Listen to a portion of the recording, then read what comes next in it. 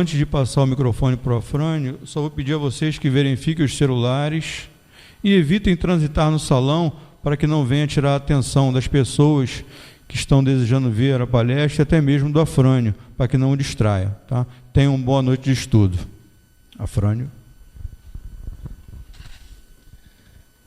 Bem, meus irmãos, aqui estamos nós de novo, agradecendo a oportunidade de trabalho e estudando mais uma vez o Evangelho segundo o Espiritismo.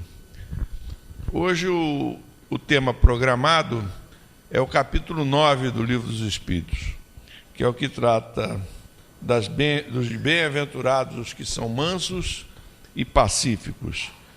Para contextualizar essa lição, eu trouxe uma historinha desse livro aqui, A Vida Escreve. Tá? É um livro que eu sempre gosto de divulgar, de Hilário Silva. Ele foi escrito a 4 mãos. Uma parte do livro, a primeira parte, escrita através da psicografia de Valdo Vieira, e a segunda parte através da psicografia de Francisco Cândido Xavier. É um livro que está esgotado, de modo que, se vocês o encontrarem aí no bazar, em algum sebo, comprem sem vacilar.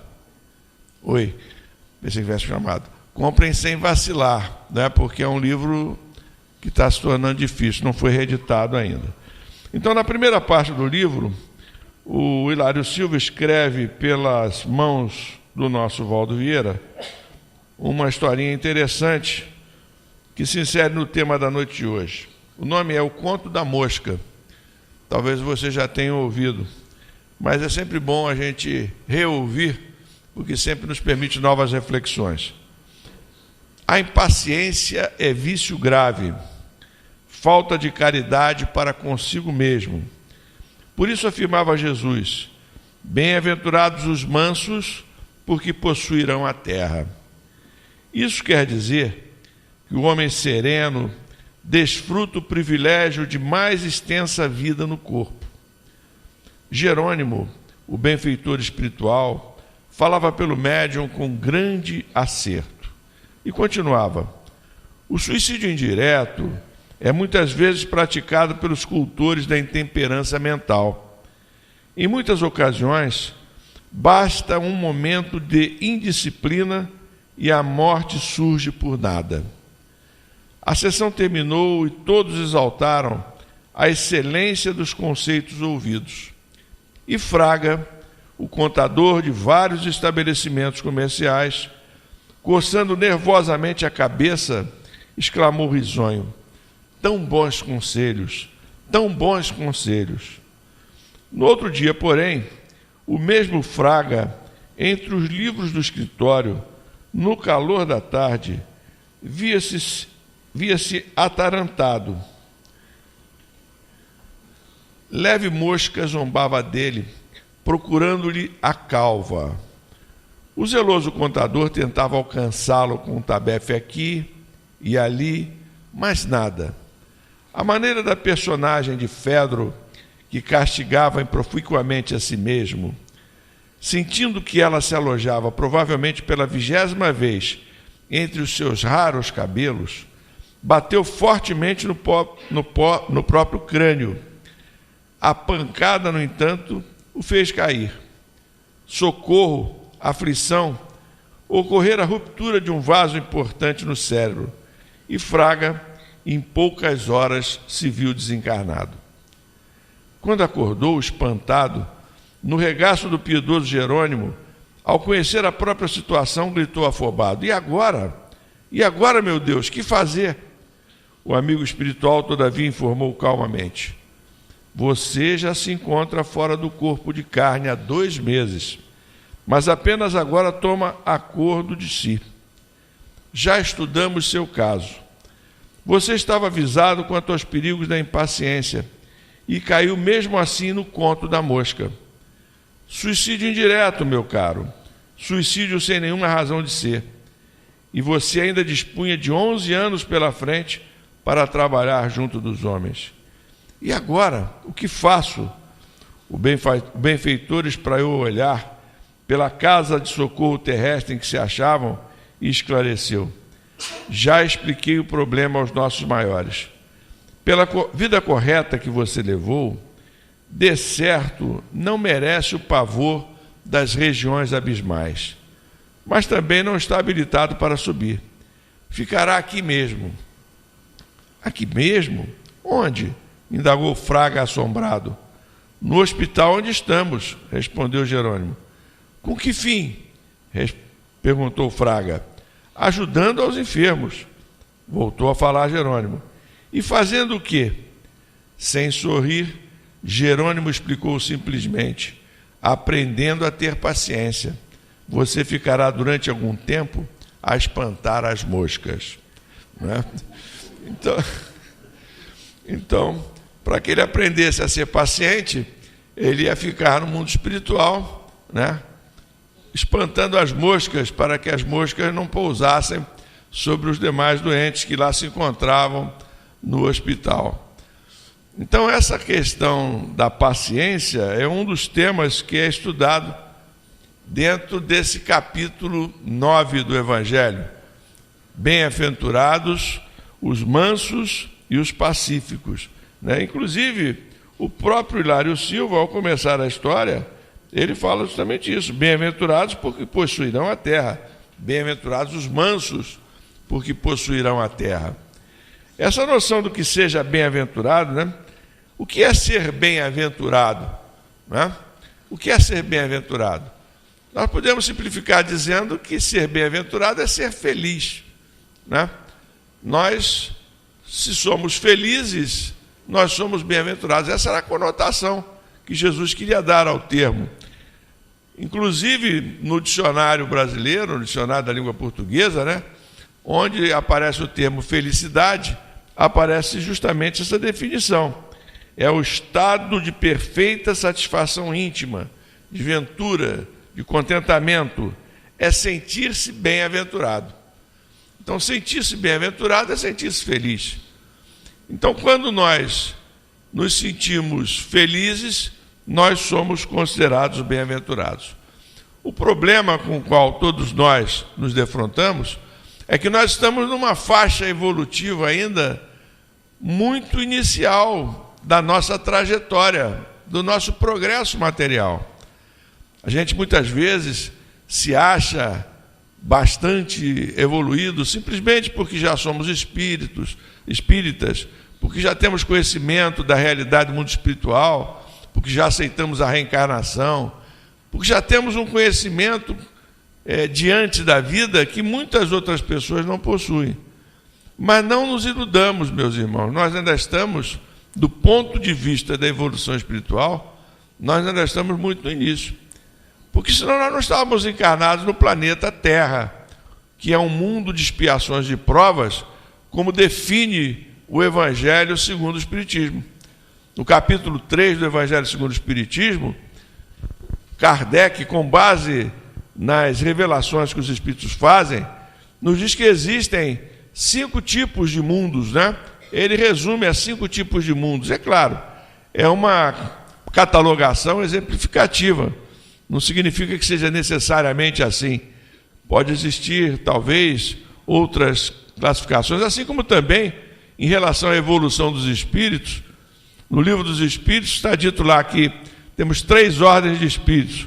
Temos os espíritos imperfeitos, os espíritos bons e os espíritos puros. Mas certamente existem outras ordens.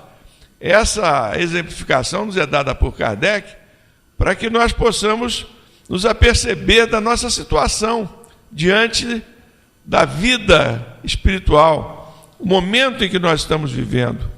Nós não estamos aqui encarnados no planeta Terra, como disse, um mundo de expiações e de provas, o segundo na escala evolutiva dos mundos. Só para a gente recapitular, o Evangelho nos diz que são 5, como eu havia mencionado.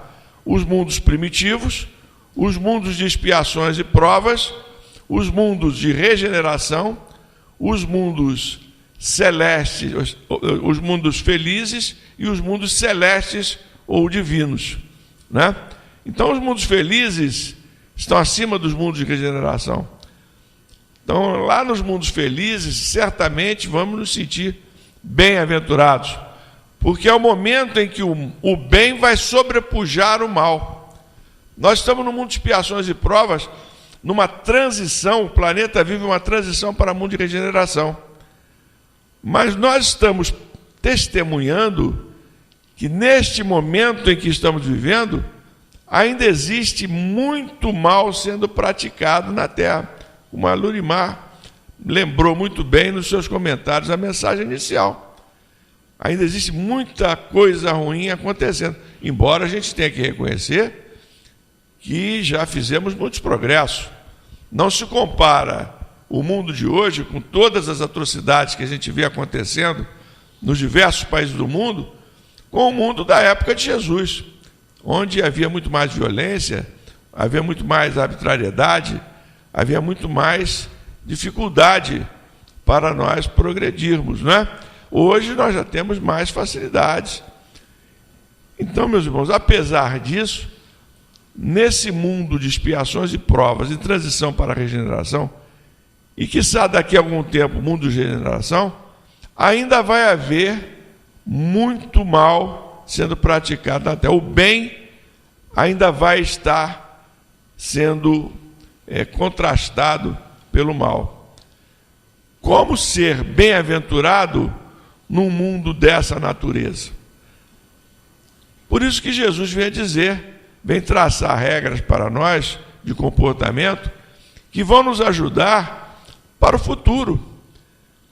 Bem-aventurados os mansos e pacíficos, porque no futuro, quando nós conquistarmos a mansidão, quando nós conquistarmos sermos pacíficos, nós verdadeiramente seremos bem-aventurados. Mas isso é muito difícil de nós conquistarmos nesta faixa evolutiva em que nos encontramos, neste momento em que nos encontramos. Mas Jesus já mostrou para nós o caminho. E esse caminho é que nós temos que estudar, esmiuçar e procurar seguir, como a mensagem inicial diz para nós.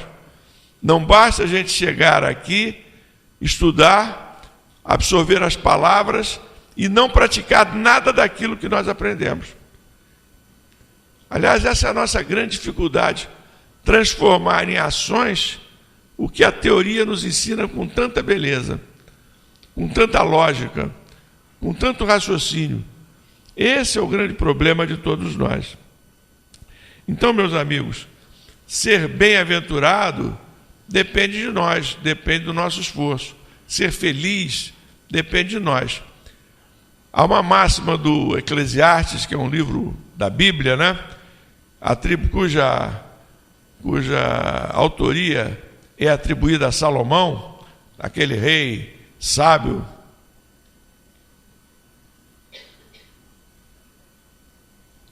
que fala justamente isso, né? Fala justamente que a felicidade não é deste mundo, né? Por que a felicidade não é deste mundo? Porque este mundo ainda é um mundo de expiações e de provas, ainda é um mundo de sofrimento, é um mundo ainda que nós temos que trabalhar muito para nos transformarmos moralmente, para fazermos essa passagem para uma situação espiritual melhor, essa conquista espiritual. Então, meus amigos, nós precisamos nos aperceber desta realidade. Há um soneto do Vicente de Carvalho, chamado Velho Tema. É um soneto, mas eu vou ler só as duas últimas estrofes, que dizem assim: essa felicidade que supomos, árvore milagrosa que sonhamos, toda arriada de dourados pomos, existe sim, mas nós não a alcançamos, porque está sempre apenas onde a pomos, e nunca pomos onde nós estamos, né? Então a felicidade é alguma coisa que a gente sempre busca, mas que a gente nunca a encontra, porque a gente nunca a coloca onde deveríamos estar para poder gozar da felicidade. Essa é a colocação do Vicente Carvalho. Então a nossa dificuldade em termos a felicidade de maneira permanente está pelo fato de ainda estarmos num patamar evolutivo muito inicial. Isso não significa que a gente não vá ser um dia feliz permanentemente. Hoje nós já nos sentimos felizes em alguns momentos da nossa vida, né? A gente se sente feliz, por exemplo, quando o Flamengo ganha, não é verdade? Os flamenguistas, né? Os que não são flamenguistas, os vascaínos estão rindo, porque é a segunda vez hoje que eu falo no Flamengo. O Flamengo está jogando daqui a pouco, né? Mas os vascaínos se sentirão felizes quando o Vasco ganhar. Difícil, mas se sentirão felizes de qualquer forma, né? Nós nos sentimos felizes com a realização profissional de um filho, com o nascimento de um neto, né? Com a presença dos nossos entes queridos junto a nós, agora no Dia das Mães, né? As mães ali com os filhos junto delas, é um momento de felicidade, né? Nós temos momentos de felicidade, nós temos momentos de bem-aventurança. Agora, aquela bem-aventurança contínua, permanente, nós só vamos tê-la. Sabe quando nós vamos ter essa bem-aventurança de forma contínua? Diz o livro dos Espíritos, não sou eu que vou dizer não, eu vou deixar o livro dos Espíritos falar para vocês, que dentre as características dos Espíritos puros, questão 113 do livro dos Espíritos, gozam de inalterável felicidade, Espírito puro, porque não se acham submetidos às necessidades, nem às vicissitudes da vida material. Essa felicidade, porém, não é a ociosidade monótona a transcorrer em perpétua contemplação, né? Então os Espíritos já colocam para nós, quando vocês forem Espíritos puros, é coisa simples, daqui a alguns milhares de anos, né? Mas isso é uma felicidade contínua, aquele estado permanente de felicidade, de alegria, aquele estado permanente de satisfação íntima, dentro da definição colocada para a felicidade, né? Aquele estado de ventura permanente que nós vamos alcançar, nós só alcançaremos quando tivermos a conquista total do progresso espiritual, como espíritos puros. Porque todos nós somos criados simples e ignorantes, e a doutrina nos ensina que nós vamos chegar a espírito puro. Quanto tempo nós vamos levar para chegar lá, depende de nós. Jesus nos dá aí o caminho, nos dá a trajetória que nós temos que seguir na nossa vida, praticar os ensinamentos dele. Se nós seguirmos os ensinamentos de Jesus, vamos abreviar bastante a nossa caminhada, a nossa jornada. Mas esse é o grande desafio. Esse é o grande desafio. Nós conseguimos aproveitar todas as oportunidades que essa vida nos oferece, né? Nós estamos aqui reencarnados para isso, para nos melhorarmos espiritualmente. Todos nós somos criados simples e ignorantes. E eu sempre gosto de frisar, para aqueles que pensam que Jesus teve uma evolução diferente da nossa, Jesus não teve uma evolução diferente da nossa. Jesus também foi criado simples e ignorante. Como cada um de nós aqui nessa sala também foi criado simples e ignorante.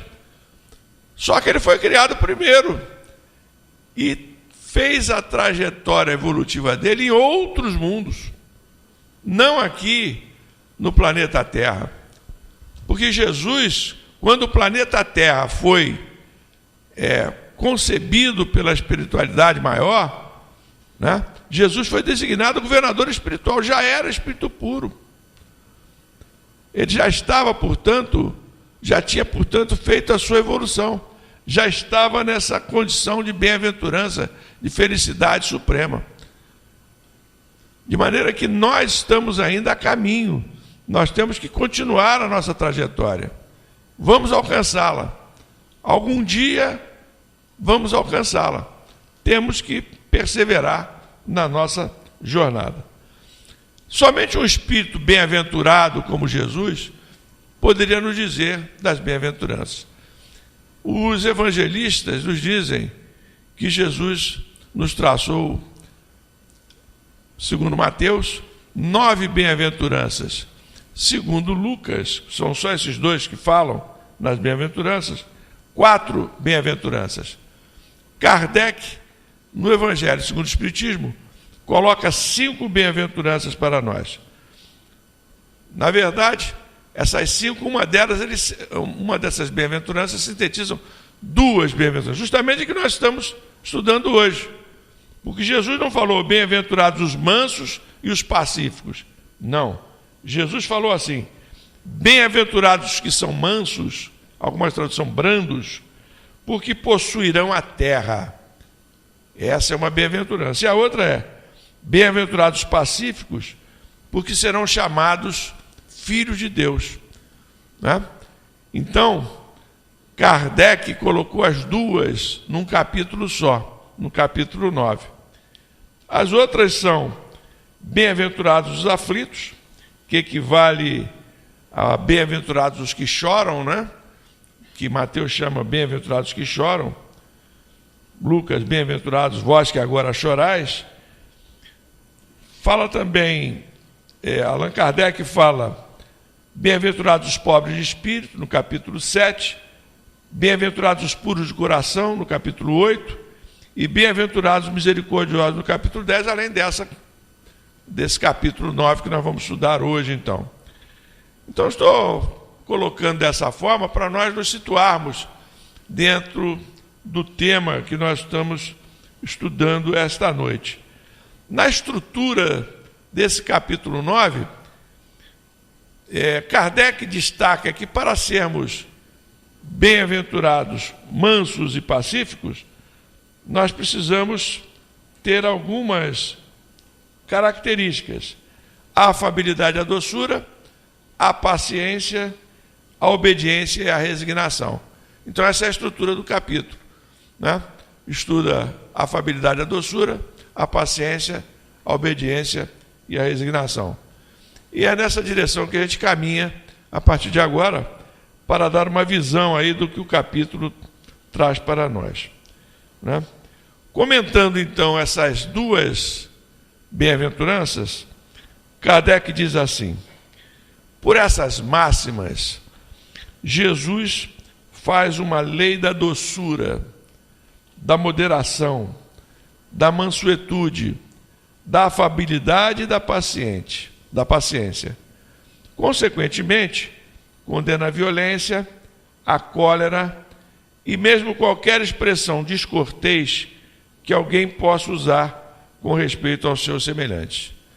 Então, este é o desafio da nossa jornada, meus amigos. É nós, na nossa jornada, com o nossa pouca evolução espiritual, nós nos mantermos sob controle e sermos, como Jesus recomenda, sermos mansos, moderados, doces, afáveis, pacientes, obedientes, resignados, durante toda a nossa trajetória. Porque é muito comum que a gente, diante de uma provocação, a gente se manifeste de forma imediatamente oposta. Então, se nós, de repente, recebemos uma provocação de alguém, nós imediatamente reagimos na mesma proporção, né?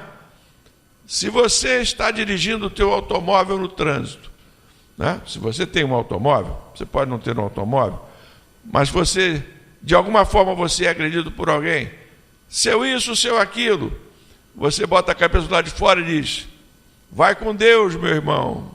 Não é assim que todos nós fazemos, né?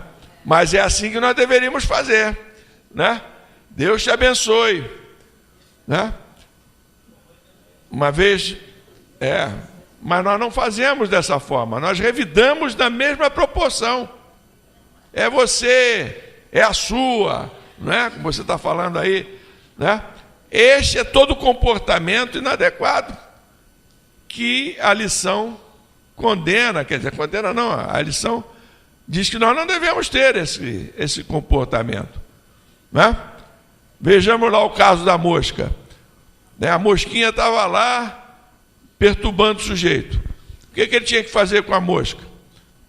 Né? Espantar a mosca, pegar um inseticida, pegar alguma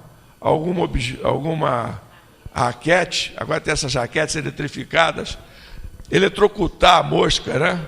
Então, Também não é uma atitude muito cristã, né? Eletrocutar a mosca. Mas seria menos danoso para ele, que acabou cometendo um suicídio indireto. Mas olha a nossa ação. Eletrocutar a mosca, né?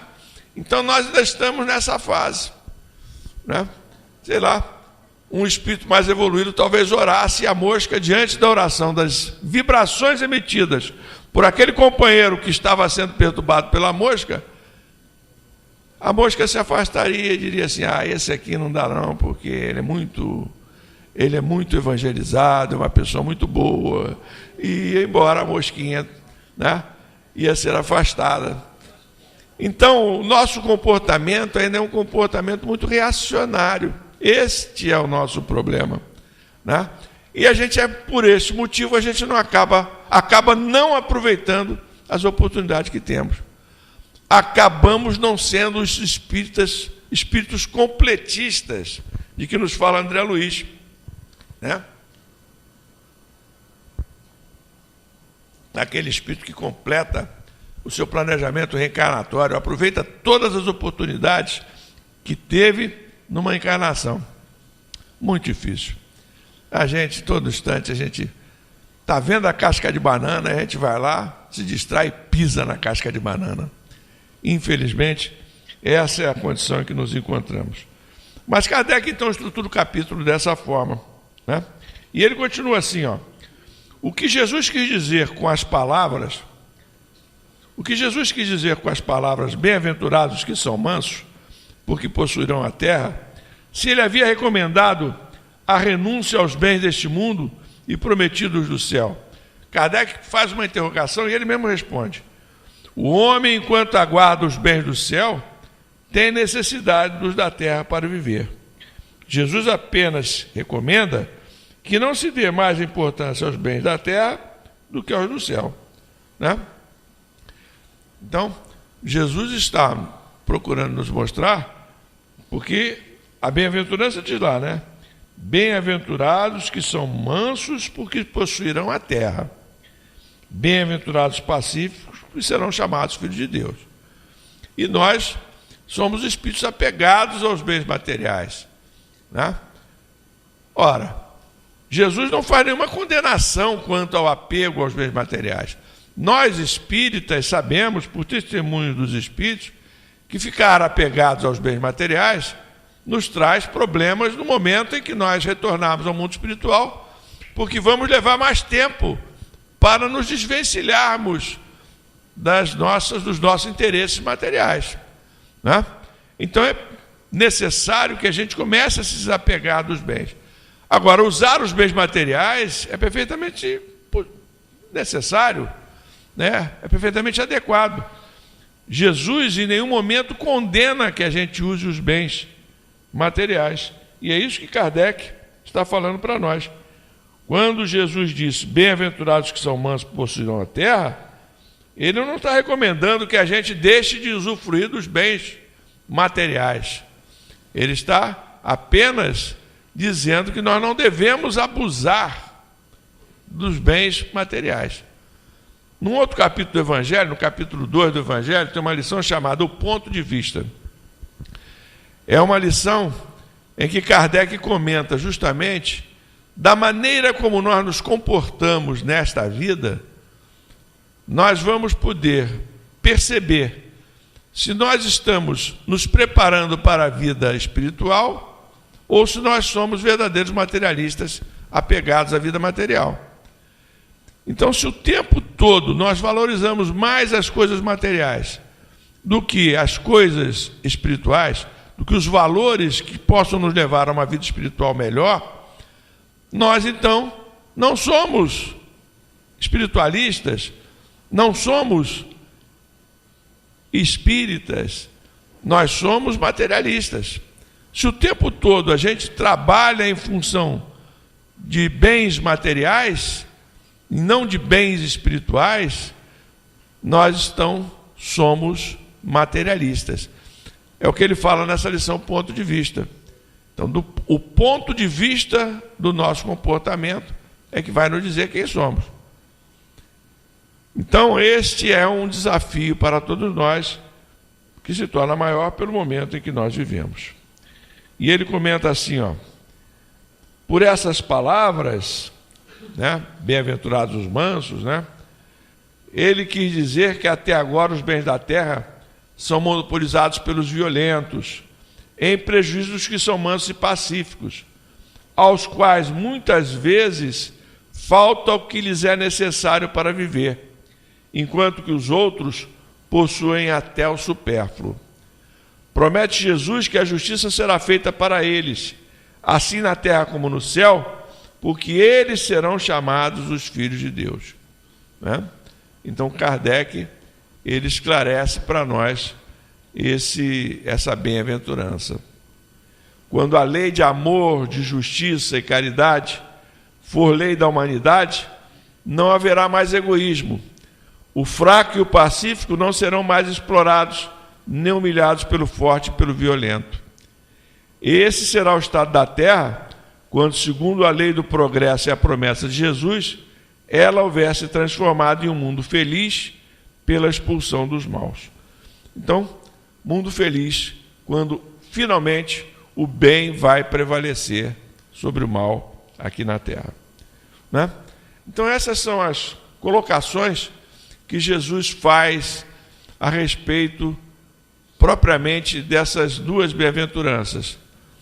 Essas duas bem-aventuranças têm características, como eu disse, e Kardec salienta a afabilidade e a doçura, a paciência, a obediência e a resignação.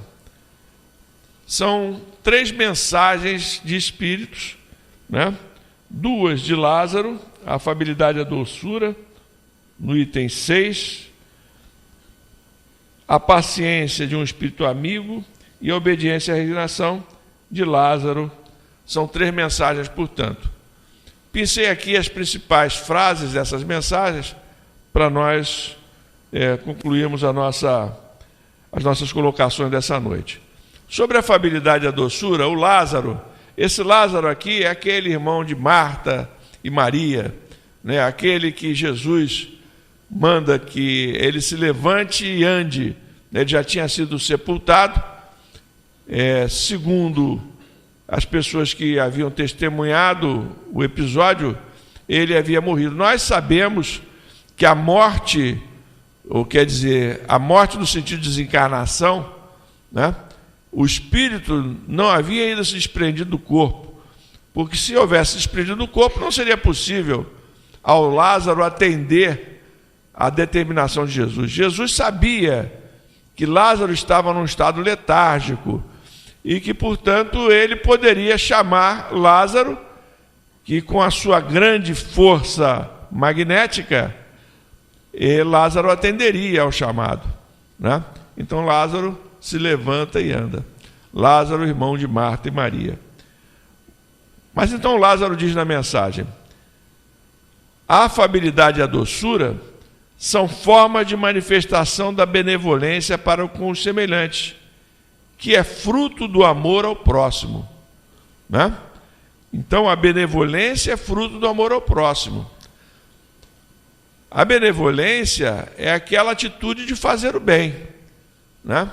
Essa benevolência ela pode se manifestar espontaneamente em cada um de nós, pode se manifestar através de uma ação sistemática que a gente chama de beneficência. Beneficência é uma coisa, benevolência é outra. A benevolência é uma ação que pode ser promovida por qualquer um de nós. Uma coisa que ocorra, sim, espontaneamente, de vez em quando, mas que deveria ser em nós uma atitude permanente. A beneficência não, é uma atitude organizada. Atitude de beneficência na casa espírita, nós temos, por exemplo, distribuição de bolsas com mantimentos, cobertores, como tivemos agora no dia 1º, roupas, nós temos... Isso é beneficência, É uma atitude coordenada, é uma ação coordenada permanente que a casa exerce. A benevolência é exercida por cada um de nós. A benevolência é fazer o bem. Então, fazer o bem, a forma de fazer o bem é através da afabilidade e da doçura. A gente sempre diz, né, quando vamos entregar as quentinhas aos nossos irmãos que moram nas ruas do Rio de Janeiro, que pernoitam nas ruas, a gente tem que chegar de forma tranquila, delicada. Ninguém chega acordando violentamente o sujeito que está dormindo. Bora aí, rapaz, chegou a tua quentinha aqui. Podemos ter uma recepção inadequada. Aquela pessoa que está ali dormindo, sobressaltada, pode até reagir violentamente contra nós. Tem que chegar com calma. E, meu irmão, estamos aqui. Você gostaria de ter aqui um prato de comida para agasalhar o seu estômago, né? Chegar de uma forma com afabilidade, com doçura, com tranquilidade. É isso que a gente recomenda todas as vezes que as equipes saem para fazer esse tipo de trabalho. Ninguém vai sair julgando as quentinhas em cima das pessoas ou tratando aquelas pessoas que estão recebendo de forma inadequada. Isso. Portanto, a benevolência é uma forma que nós utilizamos para fazer, para praticar a afabilidade e a doçura. É o que o Lázaro está dizendo.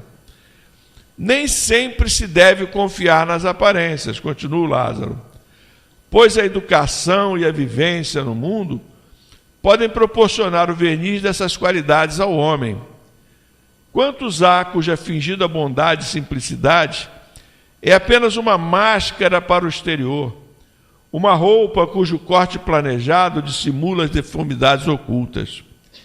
O mundo está cheio dessas pessoas que têm um sorriso nos lábios e o veneno no coração, que são brandos desde que nada as incomode, mas que mordem a menor contrariedade, cuja língua de ouro, quando falam diante das pessoas, transformam-se em dardo envenenado quando falam por trás. Nem vou dar exemplo, porque certamente vocês estão se lembrando de algum exemplo aí nesse momento, neste mundo que nós vivemos atualmente, noticiário que a gente ouve todos os dias, a gente acorda todos os dias, tem um noticiário falando isso aqui.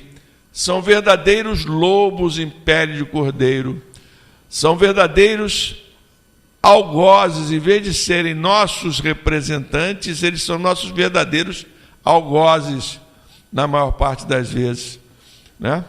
Então, meus amigos, é isso, né? A gente não pode confiar simplesmente nas palavras, na roupa, no comportamento exterior dessas pessoas. A gente só vai conhecendo as pessoas com a convivência. A esta classe ainda pertencem homens benignos fora de casa, mas tiranos domésticos, que fazem sua família e seus subordinados sofrerem o peso do seu orgulho e do seu despotismo. Essas pessoas parecem querer se desforrar do constrangimento a que se submetem fora de casa. Não se atrevendo a usar de autoridade com estranhos, que os colocariam em seu verdadeiro lugar, querem pelo menos se fazer temidos por aqueles que não podem resistir a eles. Sua vaidade aumenta ao poder dizer: aqui eu mando e sou obedecido, sem pensar que poderiam acrescentar com muita mais razão: e sou detestado. Né? Quantos lares isso acontece, né? Em todos os lugares do mundo, não apenas aqui na nossa cidade. E aí conclui o Lázaro: aquele cuja afabilidade e a doçura não são fingidos, não se desmente jamais. Ele é o mesmo tanto diante do mundo como na intimidade. Aliás, ele sabe que se pode enganar os homens pelas aparências, mas não se pode enganar a Deus. Então, nós temos figuras públicas que são assim, figuras que são a mesma em todas as circunstâncias da vida, né? E muitas dessas figuras não são muitas vezes espíritas. Nós temos, por exemplo, Chico Xavier como espírita, que seria o nosso maior referencial, de pessoa afável, de pessoa dócil, doce, né? Pessoa que durante toda a sua vida testemunhou, se comportou da forma como o Evangelho determina, da forma como o Evangelho ensina, melhor dizendo, né? Mas nós temos em outras religiões pessoas também que agem dessa forma. A irmã Dulce, por exemplo, lá na Bahia, ela se comportava dessa forma. A Madre Teresa de Calcutá, o Gandhi, Mahatma Gandhi, né, que dizia que não tinha o que perdoar porque ele não se sentia ofendido por ninguém. Então são espíritos realmente evoluídos, espíritos afáveis, espíritos doces. E nós já atingimos essa condição? Como é que nós reagimos? Então, meus irmãos, não estou falando aqui dessa forma para nós nos diminuirmos, não, mas apenas para que nós percebamos que ainda temos uma trajetória longa pela frente e que precisamos nos esforçar, precisamos aproveitar esta oportunidade que nos é dada, que é a oportunidade da reencarnação. Fazer o melhor ao nosso alcance. Já disse aqui que será muito difícil sermos completistas, mas certamente, se estivermos aproveitando algumas dessas oportunidades, nós estaremos num bom caminho. Sobre a paciência, né? Antes de lermos aqui o que o Espírito Amigo fala sobre a paciência, gostaria de contar uma outra história do livro A Vida Escreve. Eu contei uma aqui do pobre coitado lá que ficou espantando as moscas, né? Mas vou contar aqui uma psicografada, essa aqui pelo Chico Xavier, também do Hilário Silva, página de Anália. A doente que se queixava em desespero perguntou à senhora que lhe velava o leito: permite que eu leia para seu reconforto algum pequeno trecho de Allan Kardec? Então, a doente estava se queixando e a senhora que estava cuidando dela pergunta se poderia ler alguma coisa de Allan Kardec. Deus me livre, gritou a enferma, cuspindo-lhe aos pés. Ainda assim, as mãos abnegadas da companheira continuaram ajeitando-lhe os lençóis. Quero água, exigiu a doente. A amiga trouxe-lhe água pura e fresca. De copo às mãos, a enferma, num ímpeto, atirou-lhe todo o líquido à face, vociferando: água imunda! Como se atreve a tanto? Quero outra! Paciente e humilde, a senhora enxugou o rosto molhado. Em seguida trouxe mais água. Quero chá! E o chá surgiu logo. Chá mal feito, chá frio. O conteúdo da taça foi projetado ao peito da outra, ensopando-lhe a blusa. Traga chá quente. Foi a ordem obedecida. Você aceita agora outro remédio? Aceita agora o remédio? Indagou o assistente. Que venha depressa. Ao tomar, contudo, a poção, a dama inconformada agarra a colher e vibra um golpe no braço da amiga. Surge pequeno ferimento mostrando sangue. E a enferma cai em crise de lágrimas. Chora, chora e depois diz: Anália, se a religião espírita que você abraçou é o que lhe ensina a me suportar com tanta calma, leia o que quiser. A interpelada sentou-se, tomou o Evangelho segundo o Espiritismo e leu a formosa página intitulada A Paciência, no capítulo 9, que começa afirmando: a dor é uma bênção que Deus envia a seus eleitos. Acalmou-se a doente, que acabou aceitando o socorro do passe e o benefício da água fluida. Conversaram ambas. A enferma, asserenada, ouviu da companheira os planos que arquitetava para o futuro em benefício dos meninos abandonados à rua. No dia seguinte, ao despedir-se, a obsidiada em reequilíbrio beijava-lhe as mãos e dava-lhe os primeiros 2 contos de réis para começar a grande obra. Essa enfermeira admirável de carinho e devotamento era Anália Franco, a heroína da seara espírita paulista que se fez sublime benfeitora das criancinhas desamparadas. Essa história de Anália, então, sintetiza para nós as qualidades que uma pessoa branda e pacífica deve ter na sua jornada. Ela reúne, portanto, todas as qualidades que nosso querido Allan Kardec ressalta como sendo indispensáveis aos brandos e pacíficos, né? Reúne, portanto, a obediência, a resignação, reúne a paciência, reúne a afabilidade, reúne a doçura.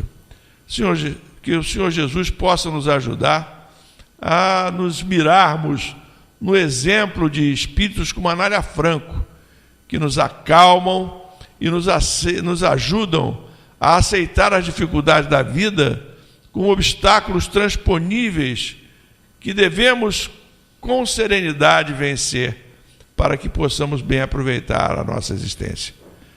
Vamos continuar perseverando, meus irmãos, porque estamos apenas a caminho de uma longa trajetória evolutiva que certamente vai nos levar um dia a sermos espíritos puros como Jesus. E Ele certamente está nos ajudando, está nos dando as suas mãos para que possamos alcançar nossos objetivos. Vamos em frente, então. Muita paz para todos.